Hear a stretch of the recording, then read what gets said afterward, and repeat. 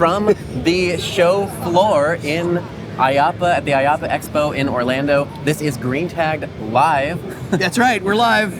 We're actually next to each other. This is not a special effect. We're not deep fake animatronic. Exactly. I don't know what's going on. Anyway, we're not here live. animatronic in any way, shape, or no. So in today's show, we're going to keep it our same 30-minute format, but we're going to walk through the show floor, and we're going to discuss what we're seeing and discuss our overview, our takes from this week being here. This is kind of almost at the end, and I'm just holding this really cool thing because I just had to say hello to my little friend.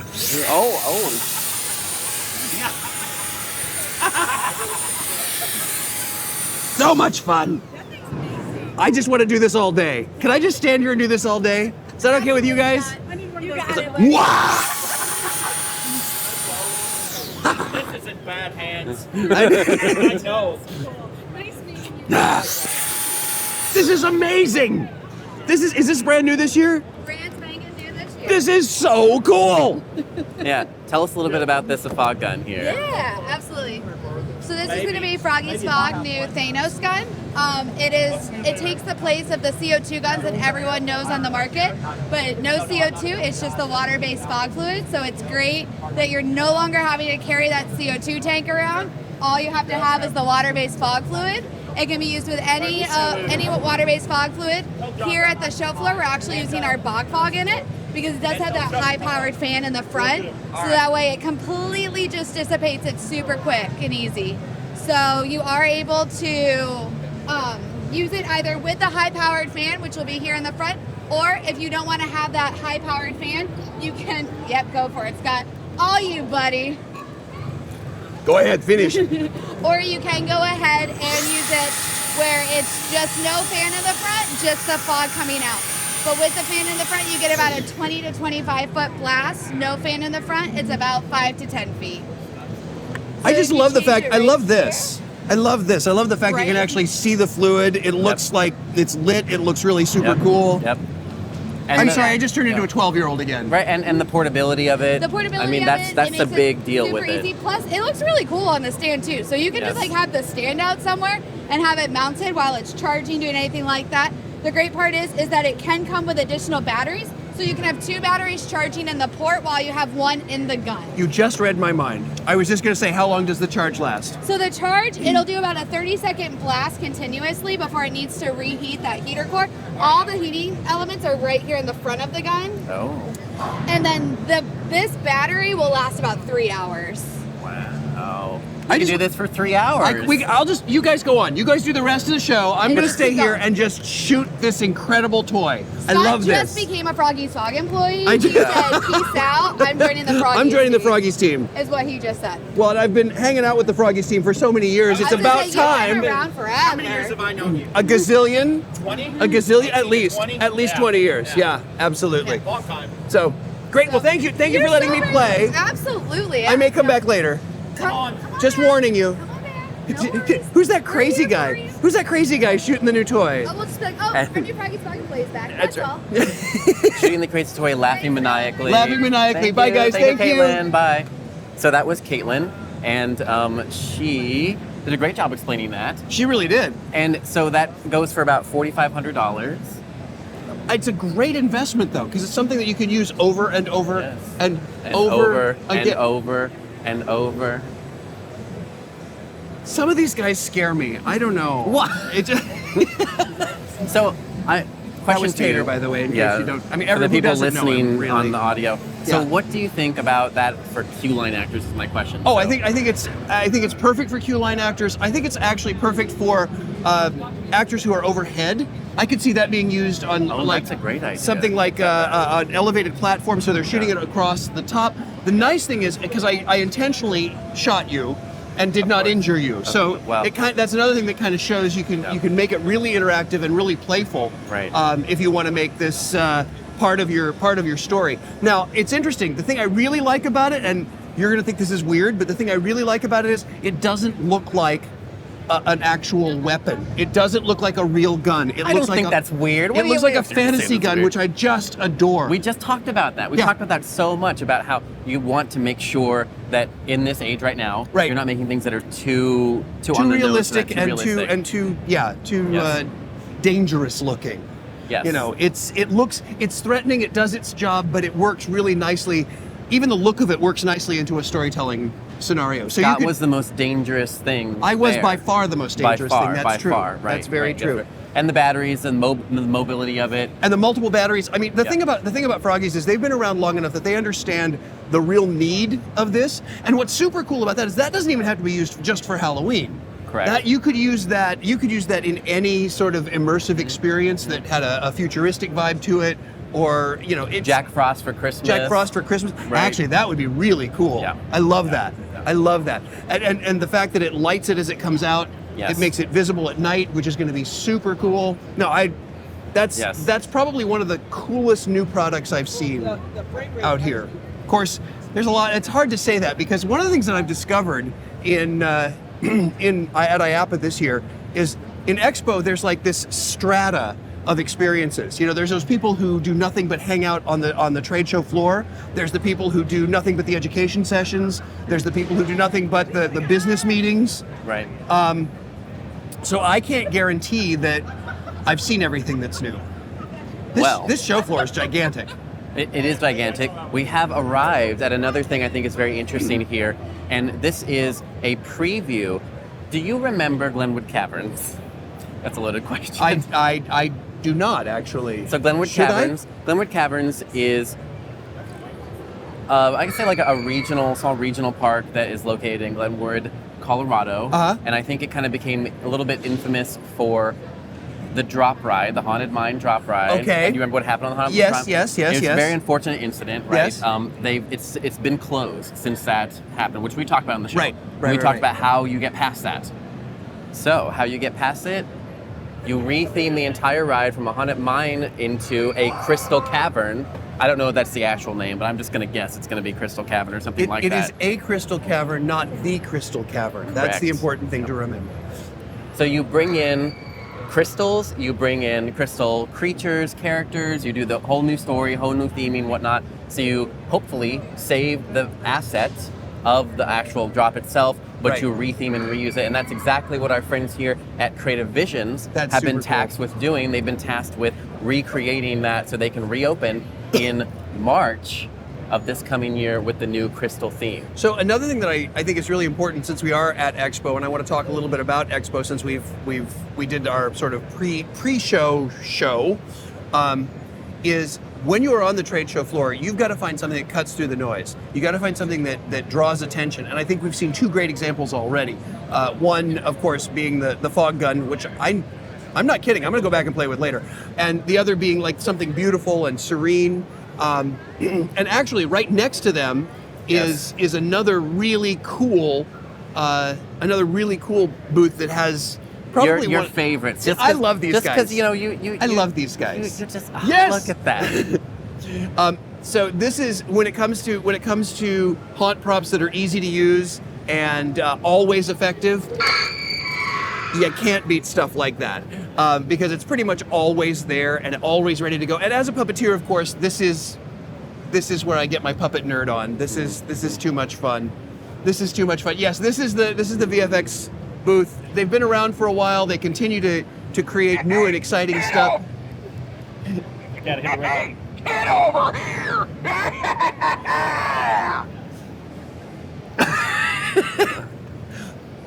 We talk a lot about the importance of get a room. We talk a lot about the importance of the ability to create immersive experiences. Yes. This is immersive experiences without the high tech of AI, without the high tech of Yes. trying to track things. We used to say that AI. Have a nibble of the clown head. There's a phrase I don't think I've ever said on camera or any other time, really, is have a nibble of the clown head. But this is a perfect example of AI is great. AI is great, but it's not essential to create something that is immersive, Yes. impactful, Yes. and sometimes quite terrifying, Yes. or even just darn cute. You know, because we got this little critter over here, the chimp. Yeah, that's the one. Oh, hi, I'm Scott. Nice to meet you. Yes. Oh yeah. Oh, now you're speaking. Yeah. Wow. That's, Gotta be I careful. agree very much. Yeah, I'm glad they're speaking your language. So again, high tech, mod tech, fun tech. It's all there. And the cool thing about VFX products is anybody can use them. You know, you don't have to be a ventriloquist. You don't Yes. have to be. Yes. You learn a little bit of basic puppetry skills, and you can bring all those characters to life. And in this world of staffing challenges, Correct. you can double your staff by buying one of the creatures that hangs on you. Yes. So it's just a great opportunity. Yes, I think a lot of Sorry, the stuff. I can go on about them forever. No, that's- I love them. Well, I mean, it's relation. You know, the two we looked at, the gun and also the VFX ability to have things for your staff to be able to use to engage people. Right. And we've talked about that over and over and over and over again. Is that that people are looking for those memorable experiences to have. So, Right. Exactly. Oh, I think we've arrived at another friend I want to introduce you to, Scott. So over here, We'll come this way. Sally Dark Rides. Sally Dark Rides, yes. Sally Dark Rides, they have a new ride to show us this year. A little preview of the Haunted Hotel Dark Ride. So let's come on over and we Very get a little cool. bit, our witch here. She's lovely. She is gorgeous. Yeah. She's gorgeous here. She has her familiars here on the side. So this is a preview of the new Haunted Hotel Dark Ride that's going in to Maine in a fun park there. It's actually going to be a mix of practical effects as well as projection mapping and screen visuals. Which, again, we talk about this. I think this is fantastic because it's a smaller park, right? Right. But they're Right. investing into a story-driven experience. And the thing is, they want it to be scary. So they kind of gave Sally again the leeway to say, we want something scary, make it something scary, and they want practical. They don't want it to a mix of practical, scary, storytelling experience. That's why I had to introduce you to. Yeah, well, and it's interesting because, again, having talked about this before, that's what's really cool about being here. All the stuff we've talked about, we actually see in practice on the trade show floor. We've talked about where are we going? Are we going to a virtual world? Are we going to a practical world? Are we going to an animatronics world? And the answer is really simple. Yes, we're going to all of those. And this is a perfect example of that because utilizing, I mean, even in this preview, you can see the power of projection and video. You can see the power of animatronic, as well as really great 3D propage and such. And look at her. I have my eye on you. Oh, she has her eye on you. No, it was you. No, it was you. No, it was you. I'm pretty sure it was you. Eyes on you. Eyes on you. So, and again, doing dark rides that are scary, makes total Yes. sense to me. Yes. I love it. But I love it. the thing too is that I think key here, there's so many like little learnings in the Sally moment. They gave Sally the kind of the leeway, the permission to make it a little bit more exciting, more scary. And that's something we talk about that's so important as well. Like for these manufacturers, they don't necessarily have anything that is jump scary. Right. We talk about that, but giving them permission to do that, and they're really giving them the permission to write the story, make it scary, to integrate the practical effects, and that, again, talking about trusted partners and developing something that will get attention that's new for the market, all those things are important. Absolutely. And which park is this going into, Philip? Did you mention? I will fact check. No, because I think it's going to come up. Is it? I want to know because this is really cool. Sorry, So this is the most regular part of the show where this is what you don't normally see because this is just out of camera. Normally when we shoot the show, Yes, I yes. ask questions that Philip doesn't know the answer to, and because he has all of the data in front of him, he does all the fact checking. So this is set to open in 2023, which I don't know Correct. if you mentioned that, but we mentioned it now. Funtown Splashtown, Funtown Splashtown, cool. right? And so it's going into Maine in Funtown Splashtown. So again, it's the other thing, I think I mentioned this briefly, but the other thing I like about it is that it's not a large. This isn't like a large attraction that's known for these types of things. And we talked about how that's increasingly important and how the competition landscape is going to change as we go into this recovery period, and it's going to be different. I think this is a great idea of investing in something entirely new that's going to put this Funtown Splashtown in a different competitive advantage. It will be a signature attraction for Yes, that's exactly. That'll be very cool. That'll be very cool. See, now this is where I normally fill as Philip tries to find something else about this that he wants to say, that he knows he read at one point in time. Have I stalled long enough? There are 14 scenes. Thank you very much. That's what I got. That's what I got. Okay. That's what I got. So this is unique because you actually get to see all of the warts and the behind the scenes stuff too. This is how the show really goes all the time. Well, it goes when I don't do my research ahead of time. We decide we're going to meet at a point on the show floor and just go for for 30 it. minutes. Yeah, well, it's but I'm sure you can see either behind us or from other shots, from other videos or photos that you've seen of the show. This is just a massive expanse, and it has everything from insurance to dark rides to Dippin' Dots. It's interesting.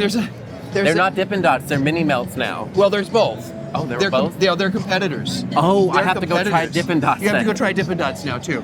But what I think is really interesting is everybody has their own way of getting attention. Yes. Whether it's an animatronic or a demonstration of their product, or it's a location where the company and the client can sit around and chat and create an energy. We're coming up right now. We're coming up on Tate, Thinkwell. Yep. We talked about that with the acquisition and of Tate and merger. Yeah. And what they've done with their booth, I think, is brilliant.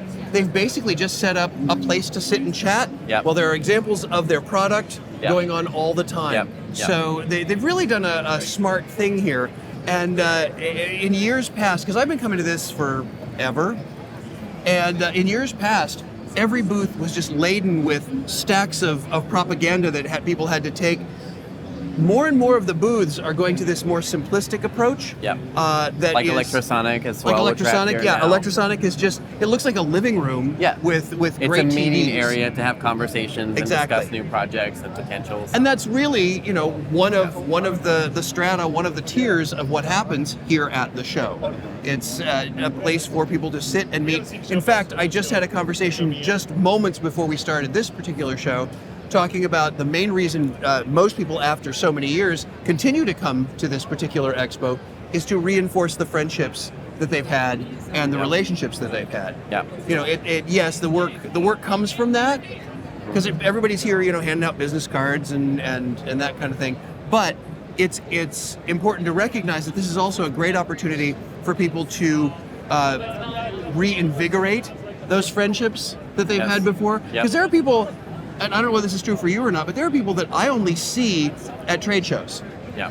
In person. I mean, I work with them online or via phone or via email or whatever, but I only actually see them in 3 dimensions at trade shows. And a perfect example of that is what we're standing in front of right now. Our fellow TEA members. Themed Entertainment Association is a phenomenal organization that helps elevate the industry as a whole. And like, for example, today they're just wrapping up the Next Gen event, where they brought in ice cream to encourage not only young students who are getting involved in the attractions industry, but also experienced professionals who can come together and chat and talk and give advice. And I spent probably about 45 minutes there just talking about as many things as we possibly could come up with to give them advice and to give them pointers. So it's a great place to kind of rub elbows with those people who are doing the jobs that you want to do eventually. Mm-hmm. And for me, I find it very beneficial. I don't know whether you've had a chance to hang out, but for me, I have had no chances to get the TA booth. This was my only chance, and I'm all like, "Ooh, who do I know? Who do I know over here?" Well, that's what's really funny. Every time I've walked by TEA, I either know somebody that I know personally, or I walk by and I read somebody's name tag, and all of a sudden I go, "Wait, I know you," or you know somebody I've worked with. It's happened over and over again. Yes.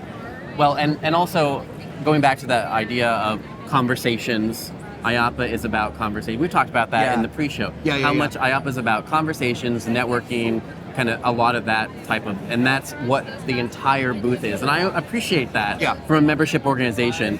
You know, it gives you a place to go, a place to meet, a place to do business, all of that for the show. So I think, anyway, speaking of that, I think another booth I see that I think we should check out is Alcorn, which is right here. So we're going to check out Alcorn. And the reason that I'm impressed with Alcorn this year, of course, is that this year their whole booth is a tiki bar. I'm all for that. The bar part or the... Yes. What are you all for, Yeah. Scott, now? Give me a tiki bar in the middle of a Yes. trade show floor. I'll take that. That's good. I'm okay with that. Yeah, so here is the booth here, and you see, I think this is a kind of a fabulous idea.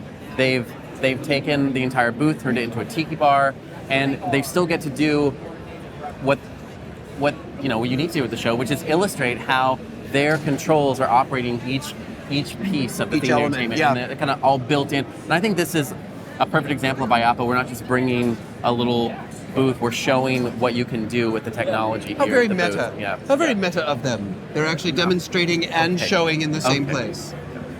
Not metaverse, but Meta of them. meta to of them to demonstrate, do. right? Yes. Yes. That's great. That's great. Well, and what's interesting is there is not a single part of the industry that is not represented here. Yeah. You know, it's we Because Alcorn, of course, is known for ride show technology. right. Exactly. Which is, again, something that you wouldn't think, you know, I guess you don't, it's not, on the outward facing level, it's not sexy, right. but they have found a way to make it engaging and to show off. And make it sexy. I mean, Yes. a tiki bar is very appealing. Yes. Very attractive. Yes. Yeah, I love that. And the next thing we're coming up to is the Daniels Woodland, which we talked about recently because they made news that they're opening up their first ride in partnership with Sally up in Monterey Bay. But what they're also doing, which they're showing off here at the show floor, they're also creating the Castle Grayskull elements for the Mattel Adventure Park that we've also talked. See how this all comes together? Listeners of the show, you know, when we talked about the Mattel Park and it being the first thing going into Scottsdale, Arizona, and that whole thing. I mean, to take this and turn it into this. Yes.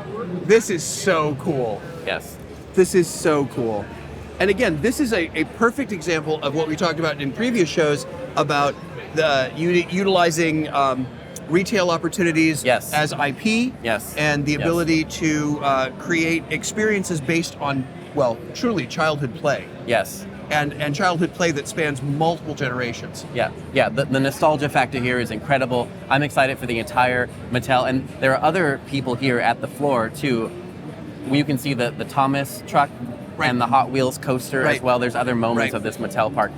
And that's an element we didn't talk about yet, which is that on the show floor you can see a lot of what people are preparing to open in the coming years, you know, previews of what things are going to look like when they get them open. So yeah, and they even will utilize this platform to unveil new coaster cars, to unveil new ride vehicles that aren't coasters. I will say that with Castle Grayskull, I love it. I love it.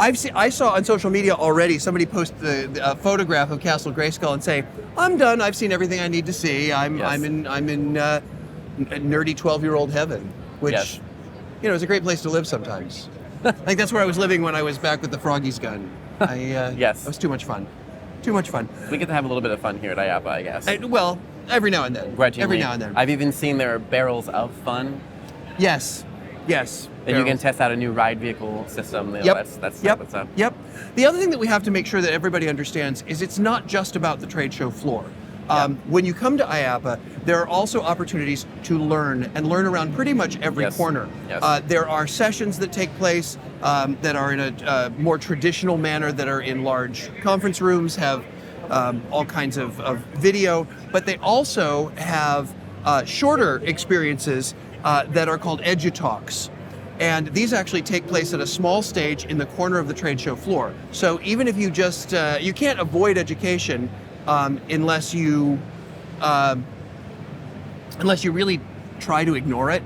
And this year they've done a really good job with the EduTalk stage. Yes. It is it's secluded a bit more than it has been in years past, so you're not competing with the sound, and everyone gets access to it. That's the thing. Yes, exactly. You don't have to have and I think that's the thing is that you may not realize there's so much. The show floor itself. I think I talked to her this year. She said it was much larger than we, over 500,000 square feet. Yeah, so it's a very one. large show floor, and you wouldn't really notice the education per se. You could get overwhelmed by the show floor. Of course. So I like how they bring it here to show you it. And I think there are some put it people, right there. I think there are some people, and myself included, didn't even realize that education was part of this experience. So by bringing it actually to the show floor and making it so you have to walk by it, and of course they have all of the agenda here. Yep, all of the agenda lined up, and that you don't even have to leave the show floor to go and learn something, which I think is super cool. Yes. Another thing that I think is important to recognize is, I'm sure people who've never been here are thinking, how do I know what's going on? Well, they have done a phenomenal job with the app this year. There's a Connect Plus app, which I think is great, and I think the opportunity to utilize that, they do have printed material as well. One of my favorites is they have printed material on the floor, so you can walk over the map and see where things are. Yes. You can go to the app and search where things are and find those people, those things, those products that you want to find, as well as create a complete agenda for your educational needs as well. Well, we have walked all around. I think we've given a good overview of some of the things. The only thing we didn't get to, I wasn't sure we were going to make it in time. My favorite part of the show floor, which we can see from here. Yeah, over here. There is a giant tree. You know what's in the tree? A bar. There's a bar in the tree. There's a bar in the tree. Oh my gosh. I know. Secret IAAPA bar. We have found it at last. Yes. Almost as much fun as the Froggys Fog gun. Close. Almost. Closer. So tell me, what is your biggest takeaway from this year? Something that I didn't realize, I'll give you a minute to think about that. Something I didn't realize that until we talked to the IAAPA team, in my interview with the IAAPA team, is that they said it was 30% larger this year. Yes. And I just, it feels it. And it feels it. And I think that echoes what we were talking about this whole time about the healing of the industry. And it's like 30% large. That's huge, and it's already a big show floor. It's like, I can't even comprehend, somewhere in that 30% is a tree bar.